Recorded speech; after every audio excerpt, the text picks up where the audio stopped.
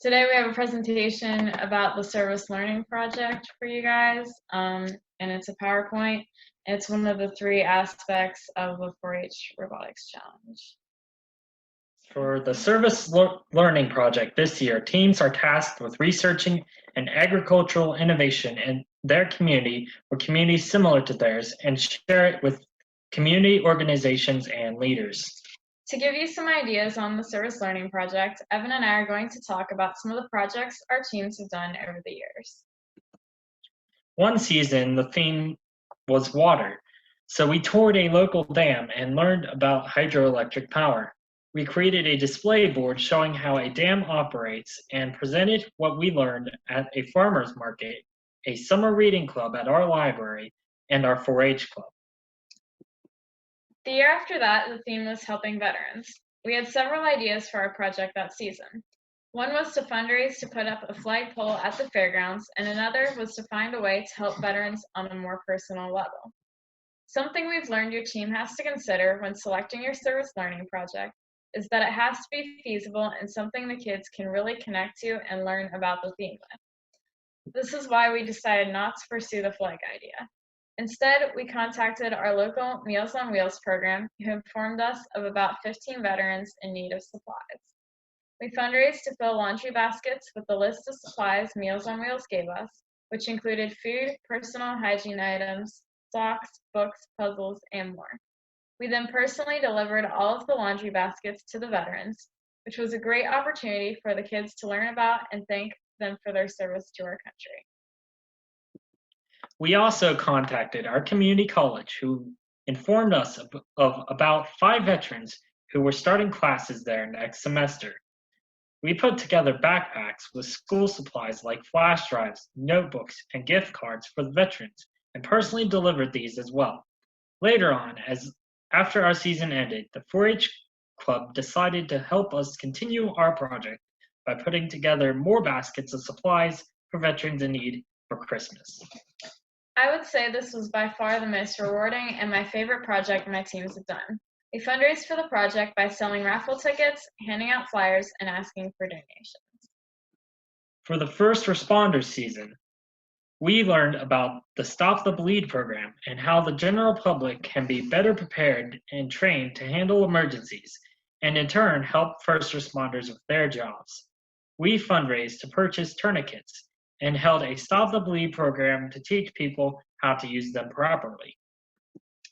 Last season, the theme was Be the Change. We worked with our local animal control to fundraise for a new transport box in the back of their vehicle, since the one they had was old and dangerous for injured and sick animals to be transported in for long periods of time. We did this by selling food and animal control t-shirts at horse shows. We also asked for sponsors and put logos on the back of our team shirts. Every season is a new opportunity for teams to find something they truly care about, research it, and make a difference in their community. A few things Evan and I, as coaches, have learned over the years is that parents definitely need to be involved in this process as well. We start our discussions about the service learning project every season with both kids and parents brainstorming ideas related to the topic and thinking about who in the community we could contact. We emailed, called, and talked to these organizations or people in our community. Another thing we've learned is that tours, presentations, and interviews are great ways for kids to learn about the topic. For helping the veterans season, we had all our team members interview a veteran. This helped the kids feel more connected to the project and really understand what these veterans did for our country. So we have some fundraising tips and ideas for you guys as well. I would definitely recommend creating some sort of handout to inform people about your team's project to help with your fundraising efforts. We've had kids present or advertise our fundraisers on the radio as well. Like we said, our teams have done a lot of raffles. We've also had our kids go around the fair just talking to people about their project and asking for donations. Overall, what's amazing about the service learning project is that it is fairly open-ended and the kids can really make a difference in their community. With that, I hope we've given your team some things to think about and some ideas for this season. So if you have any questions, please feel free to let us know. and we'd be happy to help your team in any way we can. All right. First of all, I just want to say thank you to Evan and Serena. That was a fantastic presentation and a great summary of all the many hours of work that you guys have put into. So thank you guys very much for sharing your experiences and time with us there with that. And Mark sent his thanks to from the state office. So thank you all very much. Evan is a senior this year, graduating. And amongst all this, and we'll be heading down to Capital Tech College. So congratulations to Evan. He was able to get some scholarships through his robotic program. So that's something to keep in mind, guys. You know, what you're doing now with these younger team members can lead to not only great high school and college career opportunities for life. So you're making a great impact as coaches. So thank you. All right, so if you do have some questions, if you guys type those into the chat to me, then we will, if you type them into Arlene, then I'll unmute you and allow you to either ask them a question about the service project, or those of you that are on the call that have done service projects here in the past, if you would love to share some of your projects, we'd love to hear from you too. So I'll kind of wait there for that to come into the chat and then open that up there in a minute. I do want to also go back to Evan and Serena's point about the veteran project. I was so impressed that not only were the robotic students excited, and they came back to our club meetings, our traditional club meetings, and several of them did their talks and demonstrations in the club meetings about stories that the veterans had shared with them. So it not only impacted the robotics students, but it carried over into our club, our whole club, who then decided, to have their own fundraiser and go out and support and carry on the veteran project. And they went back and visited many of the veterans and took additional supplies back to them there at the holidays. So you never know what these projects are going to lead to. Okay, Darby, is there state guidance offered for raffles, or is there county protocol that is referenced? Whenever we did our raffles, we didn't have any state protocol or anything we followed necessarily. Some of the pictures on the slideshow were of some of the raffle tickets. We just designed them in Publisher or PowerPoint, and that's what we used. We printed them off, but we didn't follow any protocol. As family members, you guys just kind of reached out to your friends and family locally, and yeah, it was a small fundraiser, but every little bit helps with the project. So for sure. Okay, another question: how do teams balance fundraising and their service project and fundraising for team expenses and travel? So what all did you guys raise money for? Did you do, we know you talked about the service project, but did you also fundraise for team expenses and travel? And what other team expenses do they need to consider? Some other expenses you might need to consider are the cost of, if you have to buy any extra Legos, of course, the display board, any materials you use for that, printing, a lot of printing papers out and stuff for that. I think for travel, families, for our teams at least, families paid for the hotels on their own. We sent out information about what hotels we were staying at and what we've gotten deals from in the past, but we didn't fundraise for that for the state fair, in particular. The only thing we fundraised for was the service learning project. We have asked, we've gotten sponsors on the back of our shirts that the money for the sponsors went to the animal control, but team members bought their own shirts, so that could be another thing if you wanted to fundraise for, would be team shirts or stuff like that, but we kind of just had families pay for those on their own. Yeah, because usually the teams are relatively, our team's smaller. Yeah. I don't know about other teams that might be bigger. You might require travel fundraising, but our team, for the most part, did not require that.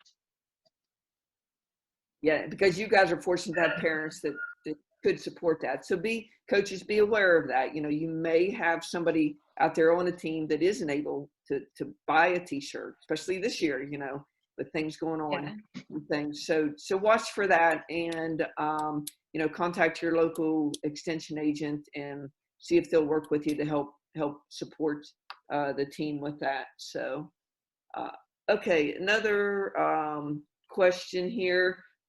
Can you guys stress a little bit, talk a little bit more about the importance of parent involvement? I know you mentioned it, but how important is that parent involvement? Give us some examples of how your different parents signed up for different activities with the team and help support the team. Parent involvement is a major aspect of it, just because as kids, especially, we've had a lot of young kids on the team, and without the parents to help with the fundraising and the going out, like the raffle tickets and the asking for sponsorships, which is difficult for elementary school kids to do. Without the parent support, it would have been really hard. We've also had several of our ideas for projects came from the parents. Like we said, we started our discussions on the service learning project with both the parents and the kids in the room. For the Helping the Veterans season, it was one of the parents, I think it had to do with where she worked, is how she was in contact with the Meals on Wheels program, and that they had done a fundraiser or something for her work, or had like a special where they like gave out food or something that her work was involved with, and that's kind of how we figured out what they were doing with, came up with the list with the veterans. And that's also how we contacted our college.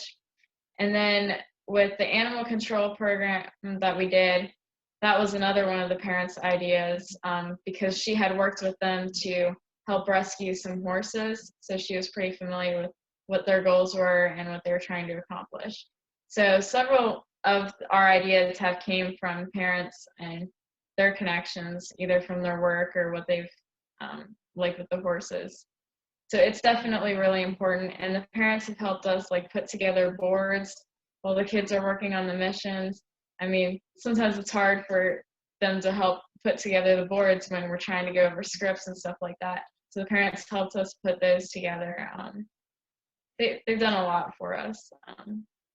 It's really important that also, like, in general, that they show up to the meeting, because one, like, this is a little off tangent, but running the meeting is hard, and the parents help do that, because like without the parents there, it might go off tangent a little bit off of our original goals. So they help keep us in line, as well as like serve the community service project also. They also help in that as well. Great points, Cash. Thank you very much. And Ann, I'm going to let Ann Schwartz, our educator here from Garrett County. She's got a few comments for us too. So Ann, go ahead. Hi, everyone. Yeah, and I just wanted to comment on the earlier question about the fundraising.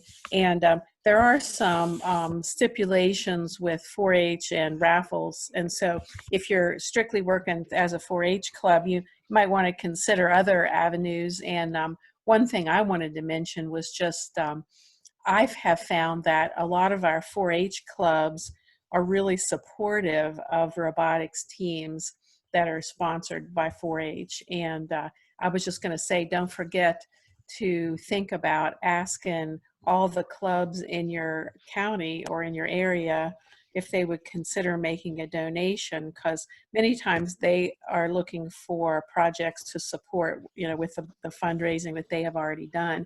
And I think that they would be especially interested in giving a donation if your group was willing to go and then give a presentation to them at their meetings. And you could talk about robotics in general, but you could also talk specifically about the service project and how their donation was going to be helping. Wonderful. And don't forget also, folks, other resources like your county all-stars. our county all-stars here in Garrett County, the students that travel downstate to state events can write a little grant application, and receive $50 towards their travel expenses. And then they come back, they write up a little article, give them a picture, and the county office then submits that to the newspaper.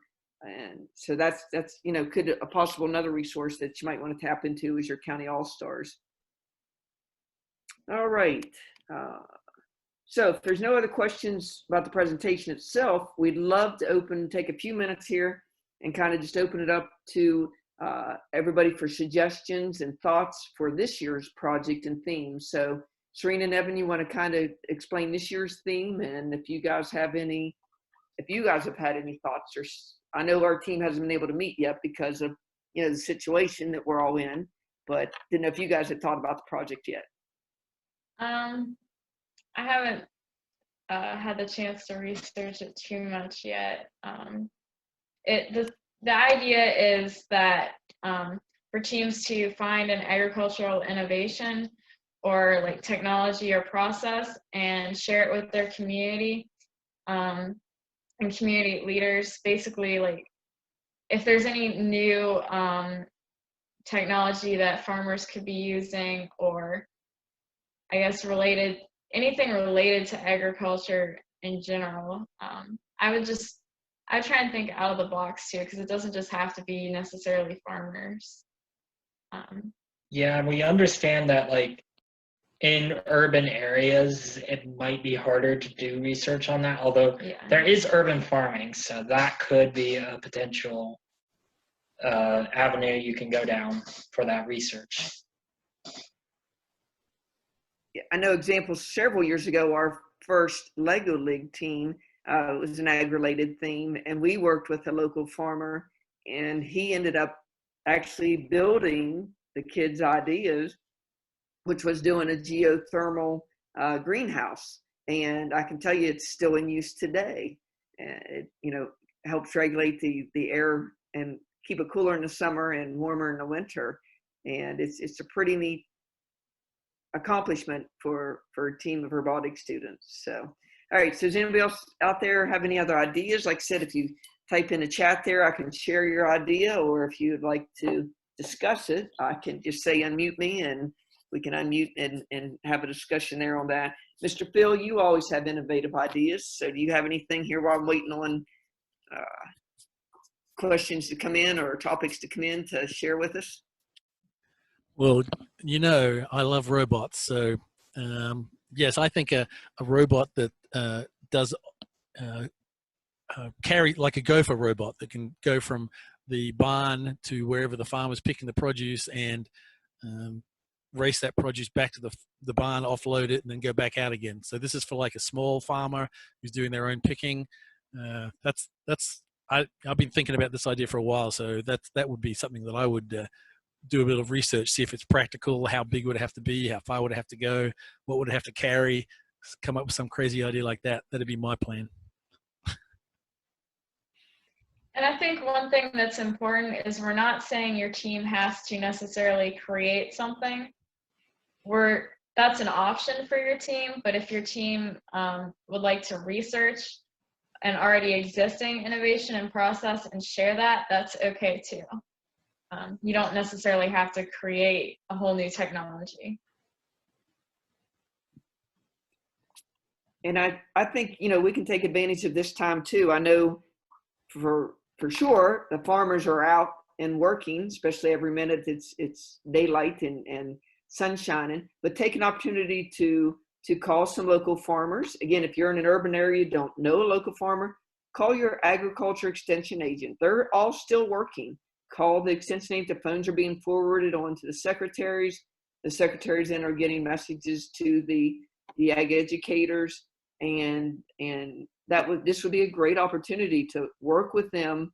And I'm sure they could recommend some local folks to talk with and help you set up some chats, just like we're doing tonight, and let the kids start researching while they're at home.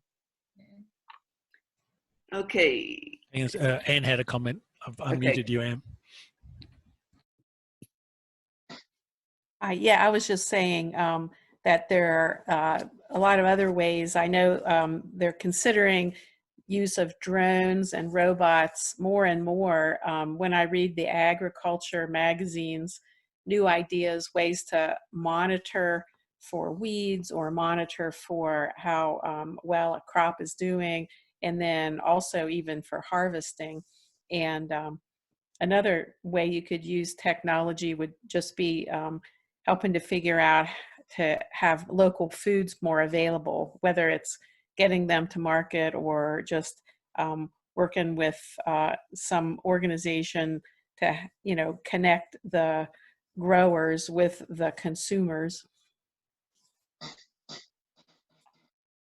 Great ideas. And Ari shared with us that they have a farm nearby that installed an irrigation pond and a well to pump the water and irrigation systems along the edges above the crops and on the ground. So those are, you know, excellent examples.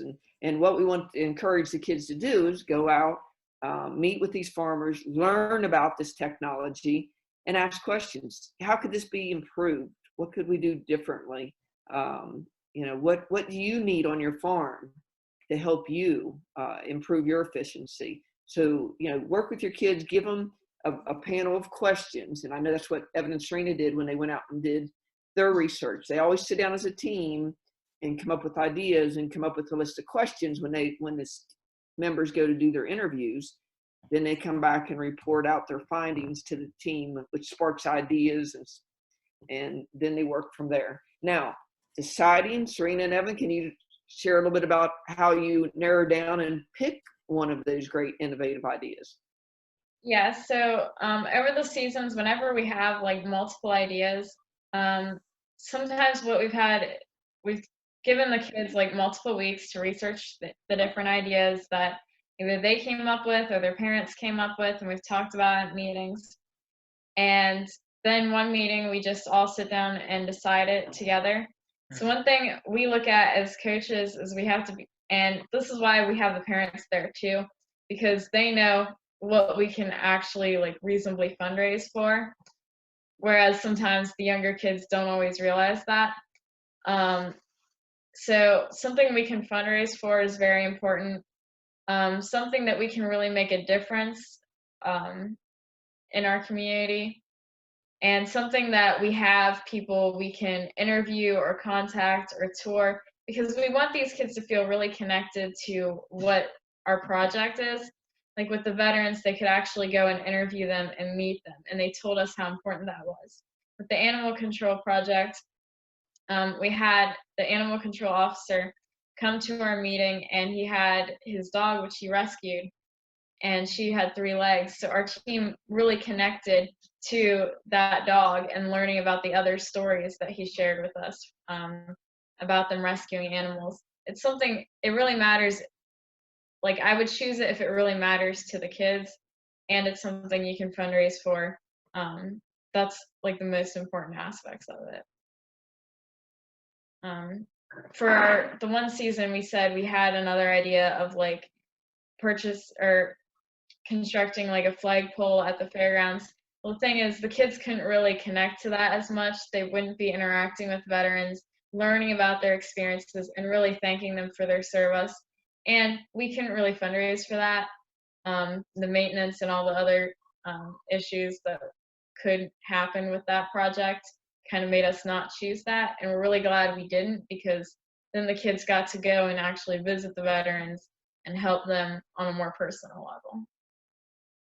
Wonderful. All right, we're down to the 1-minute warning. So last call. Anybody have anything else they want to share with us? It occurred to me that another suggestion, if teams are struggling to come up with an idea, is to look at the game. Each of the missions we created is a little mini version of a real life innovation in agriculture. So we've got the fisheries, the remote sensing, the robotics, the automation, all those things. So each one of those missions, you could say, well, how does this relate to real life, and does this apply to us? So, you know, if you're downstate on the bay, then there's a lot of issues with the fisheries, with futures in the oysters and things like that. So we tried to bring as much of that as we could into the game itself for the theme. Excellent, Mr. Phil. Thank you. Thank you. All right. And this, if you had no other team members, you want to share this presentation anytime with your team, it will be available for previewing. So thank you all very much. And hopefully we'll see you next Wednesday at same time, same channel. Thank you so much.